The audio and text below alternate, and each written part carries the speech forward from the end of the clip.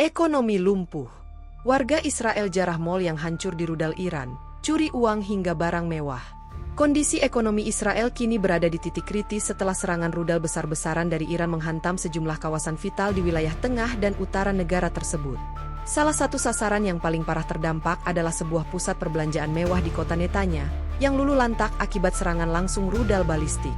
Namun yang mengejutkan, pasca serangan tersebut, bukan hanya puing dan korban yang tersisa, melainkan juga gelombang penjarahan massal dari warga Israel sendiri yang memanfaatkan kekacauan untuk menjarah isi mal yang hancur. Rekaman video amatir yang beredar luas di media sosial menunjukkan ratusan warga menyerbu mal yang terbuka tanpa pengamanan. Mereka memecahkan etalase toko, mengambil barang-barang elektronik, perhiasan, pakaian mewah, bahkan mesin kasir dan uang tunai yang tercecer di lokasi. Suasana kacau terjadi saat beberapa kelompok saling berebut barang curian, sementara aparat keamanan baru tiba berjam-jam setelah kerusuhan berlangsung. Penjarahan ini menjadi gambaran nyata dari kelumpuhan ekonomi dan sosial yang sedang dialami Israel. Dengan aktivitas ekonomi yang nyaris berhenti total, dan sistem distribusi yang terganggu akibat serangan rudal, masyarakat dilanda kepanikan dan krisis kepercayaan terhadap pemerintah. Menurut laporan resmi otoritas setempat, hingga hari ini sedikitnya 37 pusat perbelanjaan, gudang logistik, dan pertokoan di berbagai kota menjadi sasaran penjarahan pasca serangan. Pemerintah Israel sendiri mengakui tidak siap menghadapi situasi semacam ini karena mayoritas pasukan dikerahkan untuk menjaga fasilitas militer dan bunker-bunker strategis. Seorang pemilik toko perhiasan yang kehilangan seluruh dagangannya mengatakan, "Saya tidak hanya dihancurkan oleh rudal, tapi juga oleh rakyat saya sendiri. Mereka mengambil semuanya, bahkan sebelum api dari ledakan padam."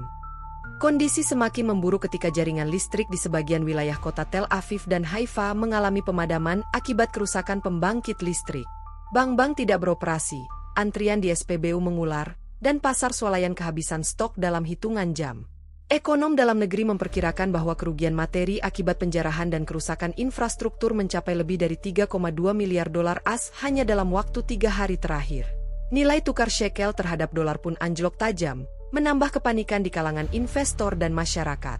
Situasi ini juga mencerminkan krisis kepercayaan yang kian dalam antara warga dan pemerintah.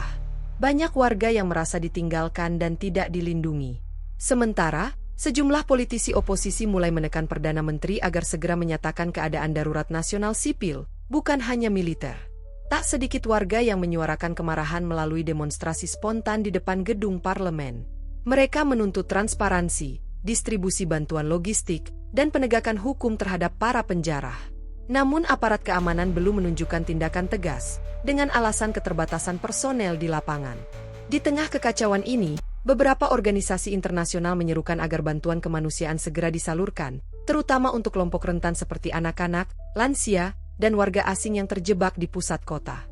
Para pengamat internasional menyebut bahwa serangan Iran, ditambah dengan reaksi sosial yang tidak terkendali di dalam negeri, telah memukul stabilitas Israel jauh lebih keras dari yang pernah terjadi dalam 2 dekade terakhir.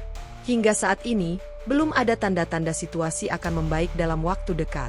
Ketegangan militer masih tinggi, serangan susulan dikhawatirkan terjadi, dan warga terus hidup dalam bayang-bayang ketakutan, kelaparan, dan kekacauan. Pemerintah Israel berjanji akan segera memulihkan ketertiban dan memburu para pelaku penjarahan, namun masyarakat skeptis, mengingat skala kerusakan dan lumpuhnya sebagian besar fungsi pemerintahan. Israel kini menghadapi 2 ancaman sekaligus, musuh dari luar dan kehancuran dari dalam. Sebuah babak kelam dalam sejarah negeri yang selama ini dikenal sebagai negara dengan sistem pertahanan paling canggih di dunia.